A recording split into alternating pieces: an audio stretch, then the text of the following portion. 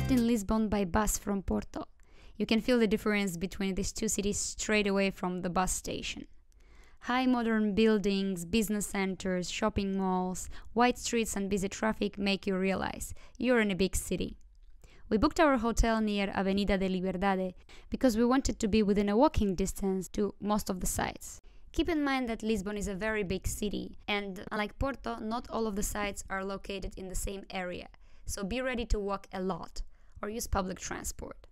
Start your day by walking up the hill to the viewpoint of São Pedro de Alcântara.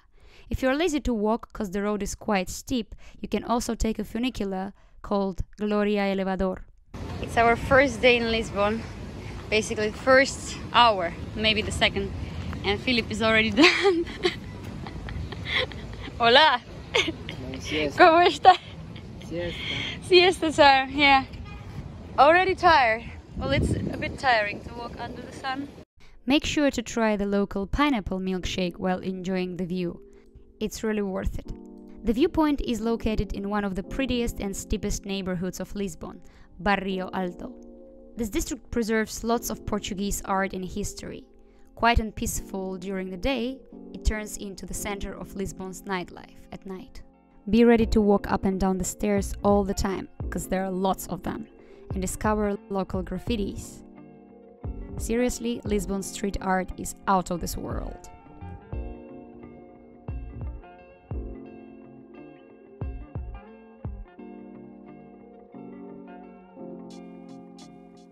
After walking so much, we decided to go down the hill towards the historic center of Lisbon to get some food.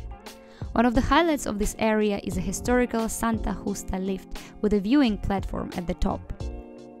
From here you can have a 5-minute walk to the Commerce Square, from where you can take a long walk along the coast.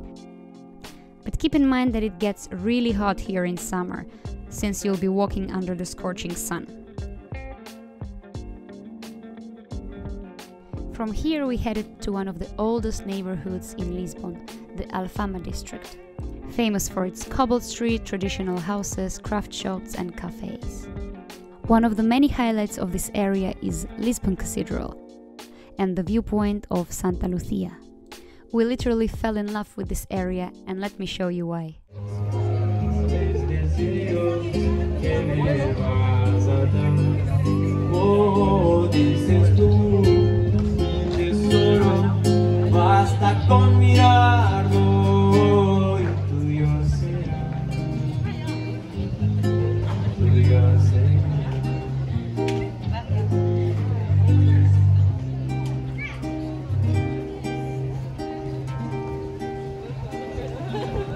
We decided to end our day with a beautiful sunset view over evening Lisbon.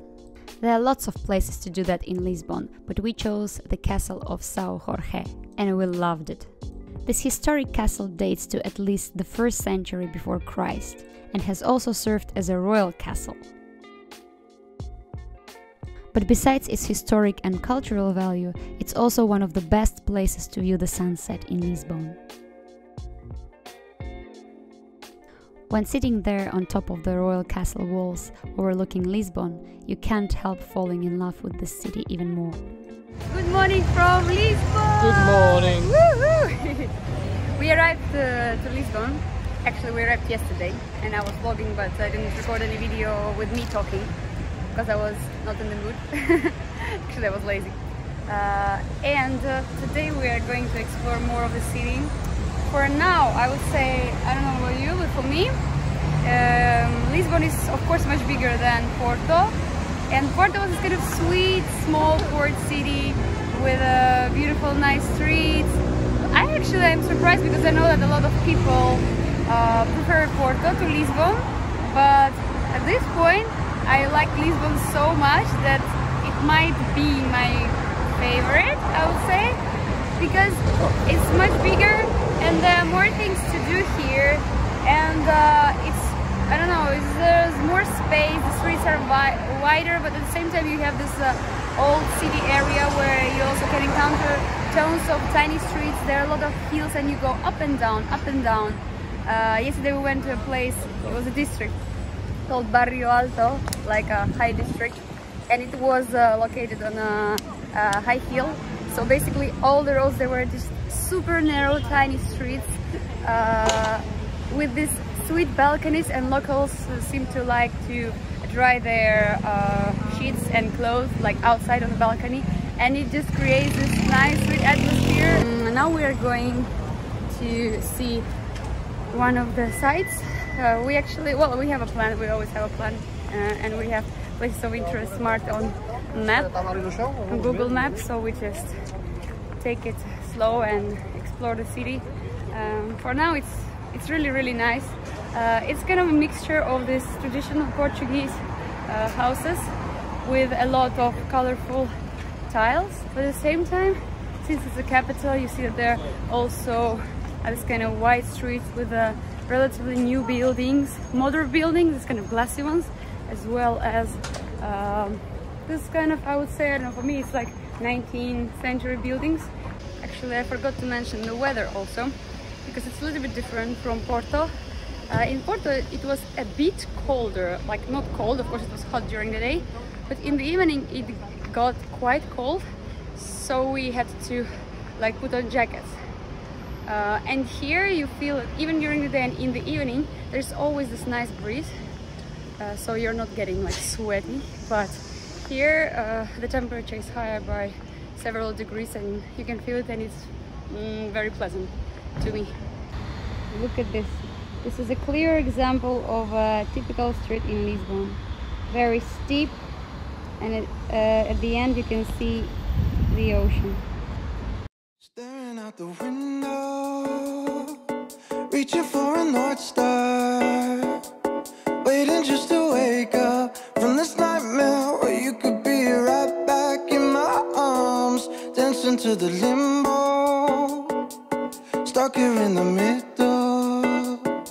You tell me that it's simple, but I could paint 1,000 different pictures of what is wrong. But if we turn the clocks back a couple dials, we should throw them out.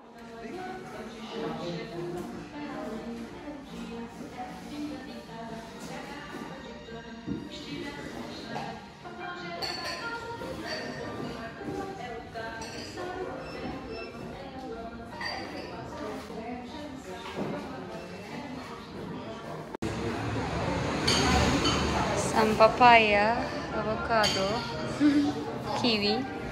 Spent the whole morning walking around Lisbon, and I have to say, the more we walk, the more I see, the more I fall in love with the city. And it's, in my opinion, it's much more diverse than Porto. But it's logical because Porto is small.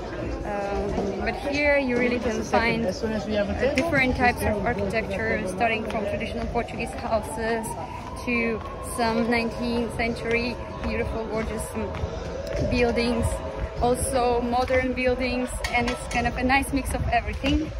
And all the districts, these barrios, are so different from each other and equally gorgeous. So I really love it. We already had our breakfast. We just grabbed some nice sandwiches in the morning, but in Portugal it feels like just eating the whole day. So we just eat breakfast, then we eat some sweets, then we see some nice pastry shop and we get some pastry. So now we're on the way to a pastry shop which we passed by yesterday, and it looked amazing. They had so many interesting things in the show window, and we tried some of them and liked very much. So we are going back to grab some more and then continue sightseeing. The video sounds like this. We like sweets. So we are now at the place called Cafeteria Nacional, and this place used to, or still does, I think used to, like provide the royal family, Portuguese royal family, with pastries. So the pastry here is high quality and very tasty, and it's in the middle of the whole city. And we were dreaming about this coconut bun, and we finally got it. So let's check it out. Ooh, something tells me it's gonna be good. And it's very moist. I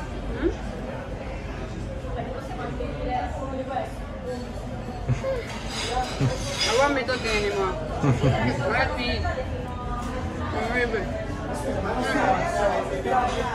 It's very good. And it's so moist.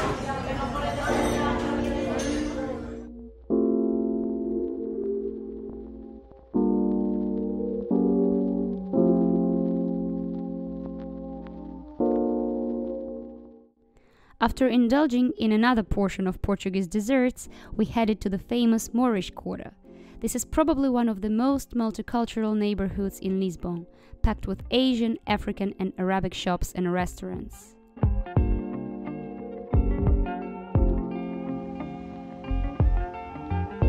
So another thing which is very special about Lisbon is the graffiti here.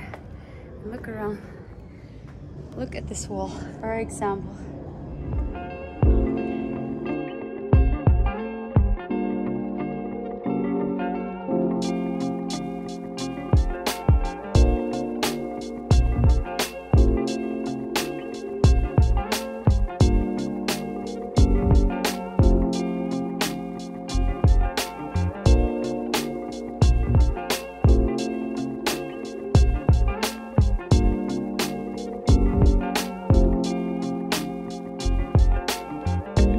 Our next stop was the church and monastery of São Vicente de Fora, one of the most important monasteries in Portugal.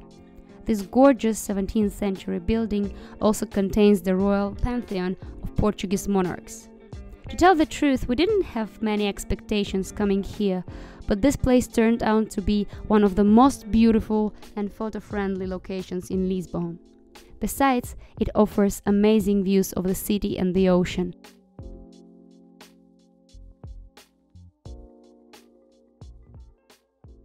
So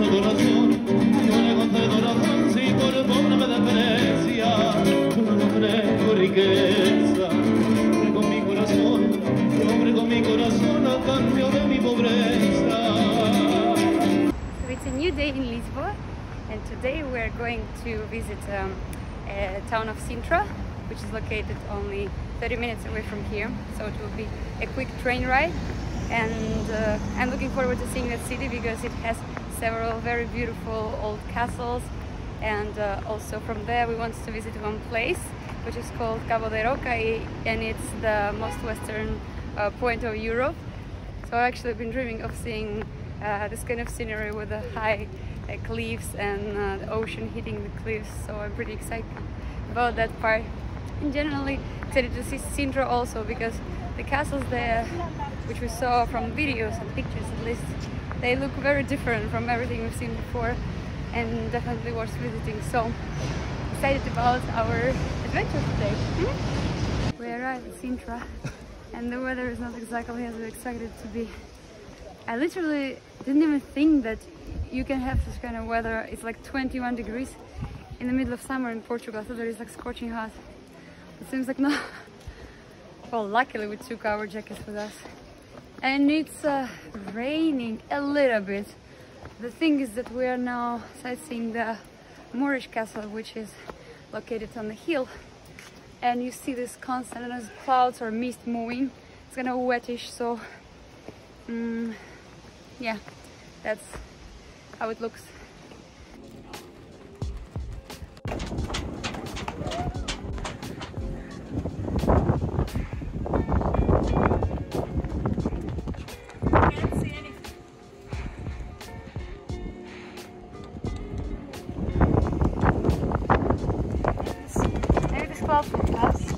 So since we can't really see the view from this castle because everything is covered with mist or clouds, I don't know what it is, so we decided to do it quicker and to go to see a different castle. The funniest thing is that we want to start from another castle which is called Pena Castle. It's kind of colorful, very pretty Disney-ish castle, and we went there by bus from train station. First we were waiting in a queue for half an hour to wait for the bus. Then we were, I think, for an hour at least, right?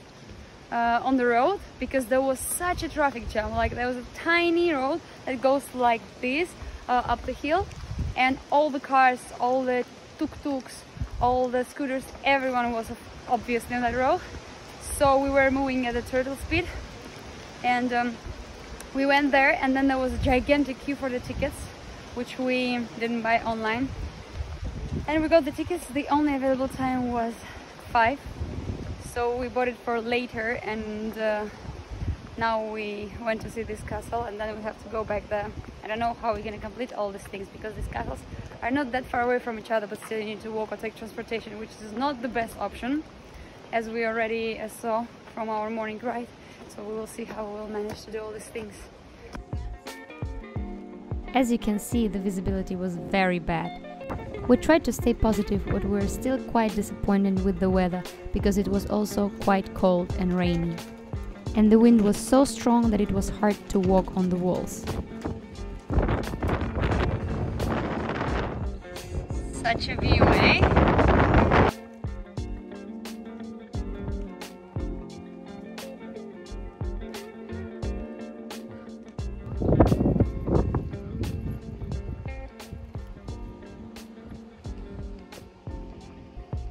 Before heading to our next castle, we decided to step by the city center of Sintra. Although quite small, it's still worth visiting, and it's a good stop for food or souvenirs. Our next stop was the gorgeous palace of Quinta de Regaleira. This place is included in the UNESCO World Heritage List, and no wonder why. Besides the stunning architecture of the palace itself, this place is also famous for its enormous green gardens and a 27-meter deep initiation well. We ended our trip with visiting the famous Pena Palace. This fairy tale castle is really one of a kind, but make sure to check the weather forecast before heading here, because it gets really windy.